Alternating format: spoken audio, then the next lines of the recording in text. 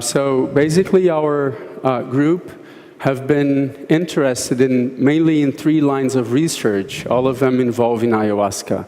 So the first line of research is dedicated to understanding the acute effects of ayahuasca, and by understanding, all I mean is to bring a scientific representation to what we already know from an intuitive perspective of people that have been drinking ayahuasca for a long time. So what we are doing basically on the first set of experiments is trying to check how are some of the effects of ayahuasca represented in our brain.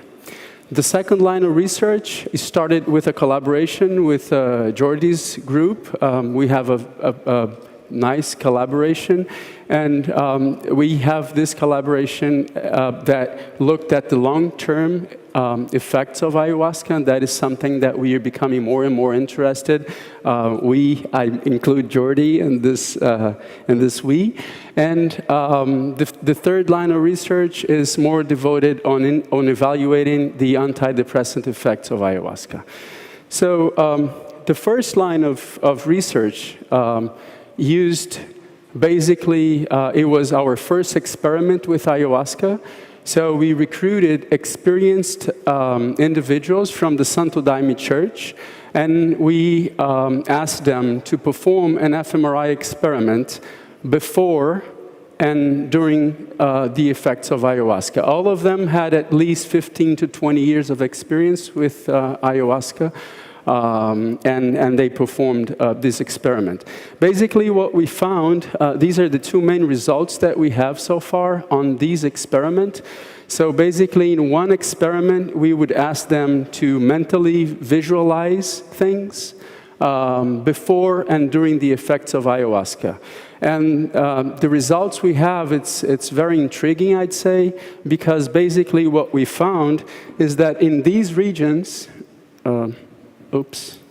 and these colored regions that you're observing in this image on the left, basically what we are saying is that all of these regions had an increased activity during the ayahuasca effects when these individuals were with their eyes closed, trying to imagine, to have a vivid mental image. And what we see here basically is that these regions, when the individuals, when the individuals are under the effect of ayahuasca, what this image represents are the regions where the activity was just as great or was even with the activity when the individuals had their eyes open looking at something. So, meaning that what we are speculating with these results, and that's the title of the paper, is basically seeing with the eyes shut. So you're not looking at something, you have your eyes shut, you're imagining something, and you have activity on increased activity during the ayahuasca effects when the individuals are mentally generating images. The second result that comes on the right, it was basically looking at 2 different networks. So we were interested in the default mode network, which you have heard already. And basically what we found was a decreased activity of the default mode network, a change in connectivity of the posterior cingulate cortex, the same region that Jordi just described, and changes in another network that's called the salience network, so an increased activity on the salience network. The default mode network has been related with many things, but with the structure of thinking or spontaneous thinking, that might be a good substrate for the default mode network might be a good substrate for that construct. Spontaneous thinking. So the activity of the default mode network decreases. The second thing that we found is that the activity of the salience network increases. What is the salience network? So it's a network that's involved when we are here, you're paying attention to what I'm saying, and then all of a sudden someone screams in the back of the room. Everyone will look at it very intuitively. You would look at it because that stimuli has a salience to it. So this is the type of stimuli that the salience network it might be descriptive of. The second line of research is more dedicated to long-term effects of ayahuasca. So this started with a collaboration we had with Jordi and this data that Jordi already mentioned. So basically, what we were studying here were changes in cortical thickness, so in brain structure, with individuals that have a lot of experience with ayahuasca. So on the long term, what are the changes that you might see when you compare individuals that have a lot of experience with ayahuasca with individuals that don't have experience with ayahuasca. So basically what you see is a decreased cortical thickness of the posterior cingulate cortex and an increased cortical thickness of the medial prefrontal cortex, that region that appears in yellow. The third line of research that we are interested is testing the antidepressant effects of ayahuasca. We have two studies on that. The first one is the study that Jordi presented. So we first did an open label study in which the patient and the experimenter knows that they're taking an active substance. We did not use a placebo. And this first experiment was run in 6 individuals, in 6 patients with depression. We increased the number of individuals that participated in this study, and this is the result of the second study. So this study represents the results of 17 patients. So we had 17 patients going through this open label study again. More to test feasibility, to test how depressive patients will deal with the ayahuasca experience. And basically what we see here, as Jordi mentioned already, this first part of the graph, before that gap, refers to the periods during the acute effects of ayahuasca. The 2 lines you see, the red and the blue line, are traditional scales that measure depressive symptoms. So you have the Madras scale and the Hamilton D scale. So these are the 2 scales. What we see is that during the acute effects of ayahuasca, you have already a significant reduction on the depressive symptoms. And as Jordi mentioned, curiously, that had a prolonged effect for 21 days. So if you look at the scales, you see that they reduce and they keep reduced for up to 21 days. What is the huge limitation of this study? So can we already say that any psychedelic have an antidepressant effect? Using the scientific standards, no, we cannot say that. All these studies that have been conducted so far with ayahuasca and with psilocybin, they did not control for the placebo effect. And the placebo effect in depression can reach up to 55%. So 55% of patients with depression, when they participate in clinical trials for depression, you can reach up to 55% of an antidepressant effect. So 55 out of 100 patients will respond to an inactive substance for depression. So that means that what we are observing might be due exclusively to a placebo effect. Although we would not expect to have a placebo effect lasting for 21 days. So this is the good news on one side, saying that we have a clue that it might have an antidepressant potential, although we cannot affirm because we don't have a double blind. So that is why we started to do a double-blind, placebo, a randomized, placebo-controlled experiment. So this is the sample that we are still working on that. So we want to recruit 40 patients with refractory depression. When half of them will drink ayahuasca, we already have the ayahuasca characterized. This ayahuasca comes from one of the Brazilian churches that use ayahuasca called the Barquinha. From a friend of mine in Barquinha, he produced a whole batch of ayahuasca that we could use throughout the entire experiment. And we are measuring the alkaloids of ayahuasca every 6 months. So every 6 months, we extract a little bit of what we are using, we send for analysis. This is the quantification of dimethyltryptamine and the beta-carbolines. So half of the individuals will drink ayahuasca, half will drink placebo. And we are giving both ayahuasca and placebo in natura as a liquid. This is the selection criteria that we have for these individuals. So they pretty much follow the standards, not having individuals with bipolar disorders, not having individuals with schizophrenia or family history of schizophrenia, and so on.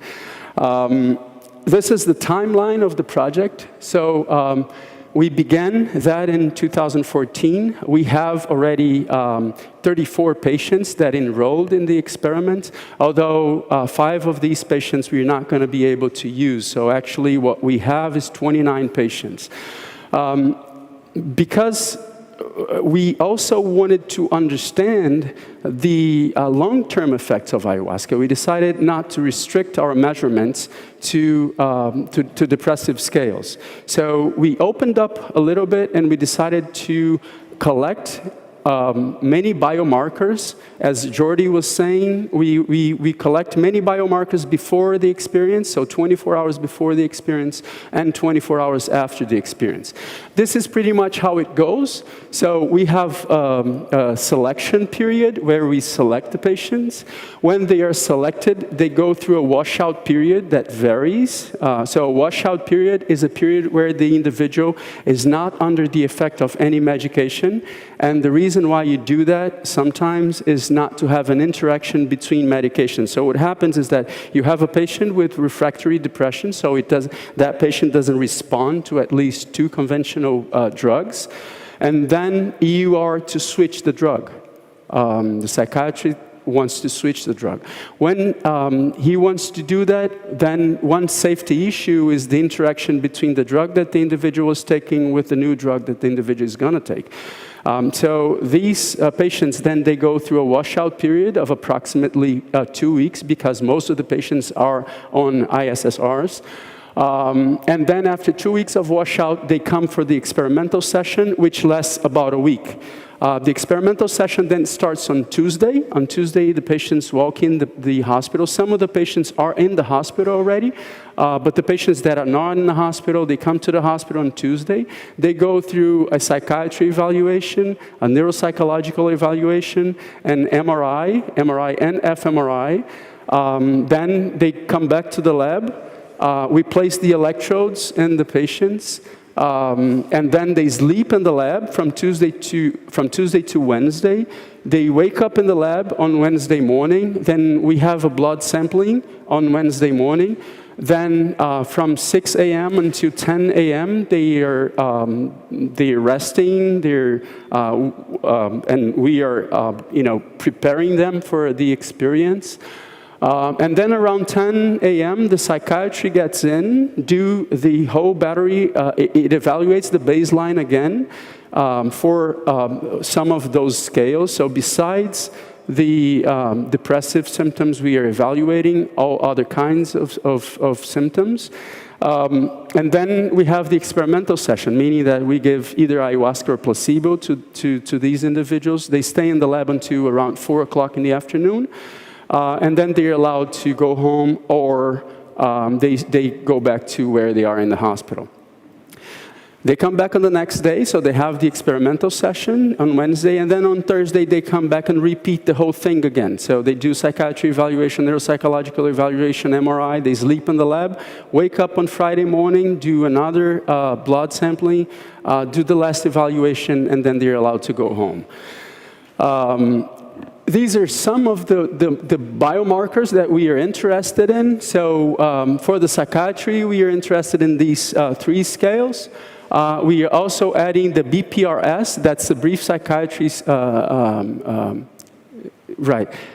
and we are also doing the CADS, to evaluate for dissociative symptoms. So these are the ones that we are conducting before and after. So Tuesday and on 24 hours before and 24 hours after. We're doing neuroimaging, so we have an emotional task, an emotional regulation task, an fMRI task, resting state, and an anatomical MRI. The neuropsychological evaluation, do these runoff tests. We do the sleep EEG. And then for the blood sampling, we are interested basically on BDNF, on TNF-alpha, on the immune system, IL-4, IL-6, and IL-10, and cortisol in the blood. These are the data that we are collecting during the experimental session. So we split the experiment in two. The one experiment will evaluate the long-term effects of ayahuasca. So we collect data before, 24 hours before, and 24 hours after. But we also are collecting data during the experimental session. So during the experimental session, what we have are a whole bunch of psychiatry evaluation, EEG, so they keep with the EEG on through the experimental session. We have 3 scales.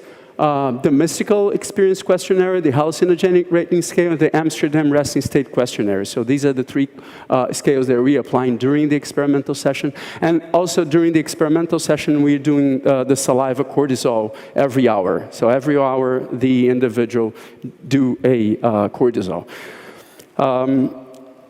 So again, because our interest was to understand the long-term effects of ayahuasca, not only in individuals that have depressive symptoms, we decided to expand the project a little bit more, and we included then in the project 50 individuals with no symptoms of depression, so 50 healthy individuals. This we have concluded already, so 50 individuals have gone through this machine, this weak machine. So, and right now we are working on 2 fronts. The first one is to analyze the data on the healthy individuals, and the second front is to finish up the data acquisition on the patients with depression. I just thought I could show you some data from these 50 healthy individuals that went through the experience. It's important to say that all of them are naives.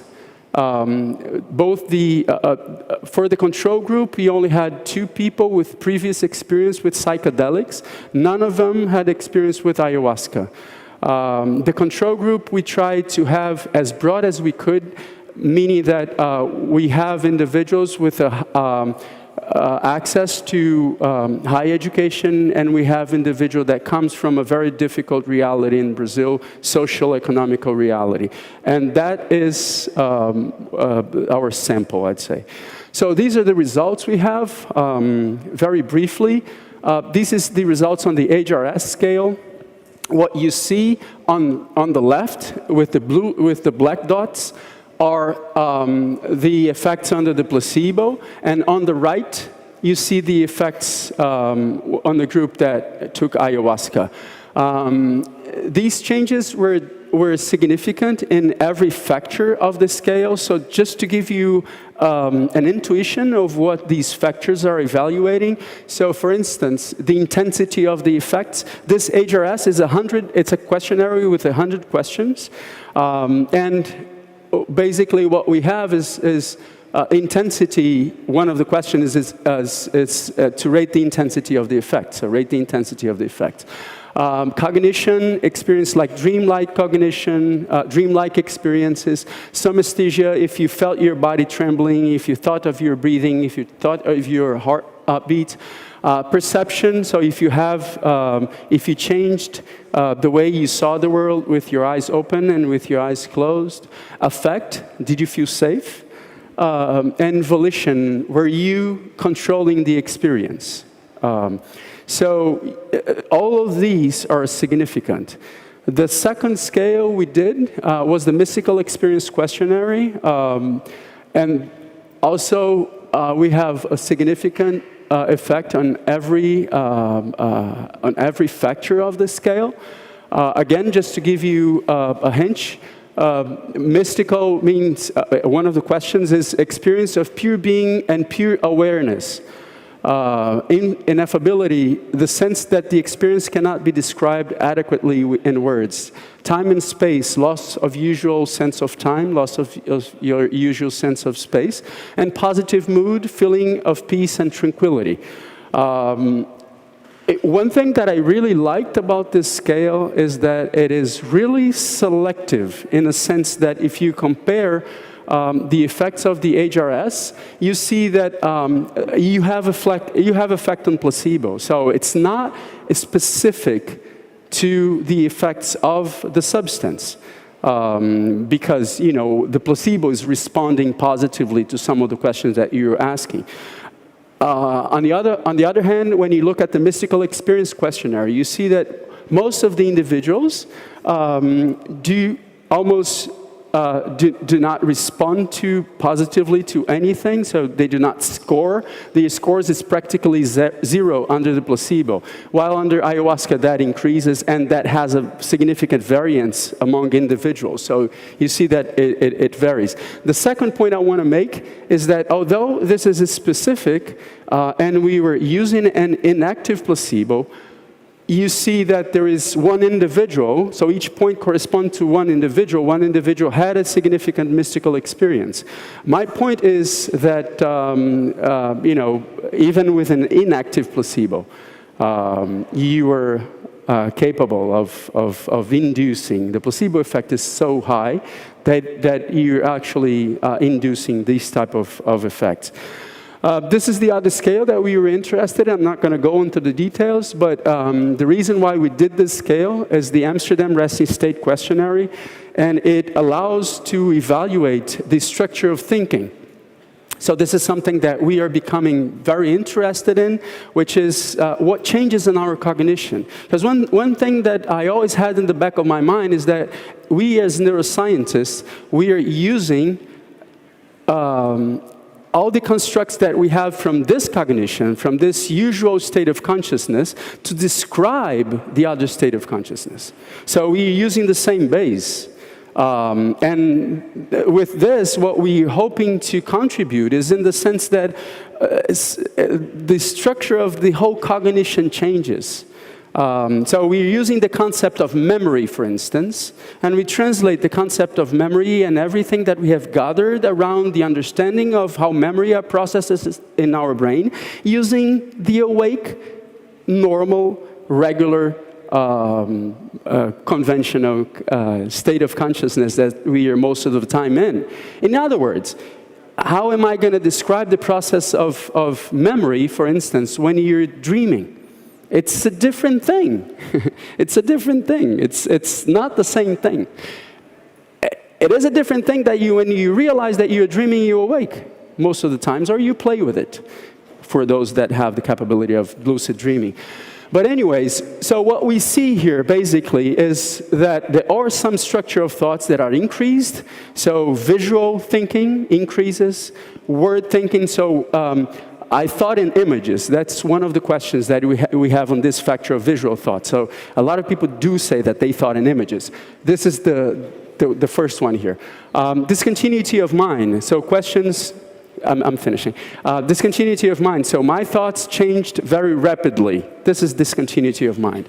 Verbal thought. I talk to myself, for instance, and planning. I thought of what I need to do. I thought of the future. I thought of something that. So what you see here is that for the three first factors, the visual thought, discontinuity of mind, and verbal thought, all of these increase during ayahuasca, but planning decreases. That's not new. I mean, if I asked for anyone who have taken ayahuasca, they would say, yeah, that makes sense. Usually I'm not thinking about the future. I'm not planning anything. So it makes sense. So why is it that we're excited about it? It's not because it's new. It's because we are starting to get a tool that's capable of quantifying what a lot of us know. So with that, I'd like to conclude thanking a lot of people. That's a huge crew. It's a really huge crew to conduct this experiment. So we have, the way we organized it, we have different groups that are interacting with each other. So we have groups on the psychiatry team, on the biochemistry team, on the psychology team. So we have groups that are changing, and this is, I'd say, the core of the project, and these are the people that are really, conducting this double-blind experiment. So these are the people that I really have to thank, because, we're trying to do that in a very friendly and light way. One thing that for me, it's very important and striking is that I'm a physicist. So I'm not a physicist. I've graduated in physics. And I did my master's in physics. The person that's handling the experimental sessions with me is an electrical engineer. So this is our background to deal with, we decided that the psychiatrists would not be in the room. So the psychiatry gets in the room. They're in the next room. We have the experimental session running, and then the psychiatrist team just walks in the room every once in a while to do the evaluation and then walks out.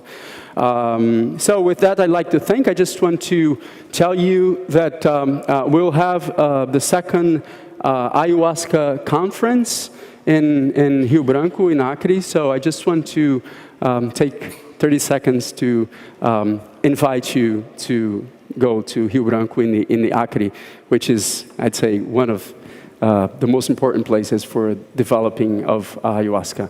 So thank you so much for your patience.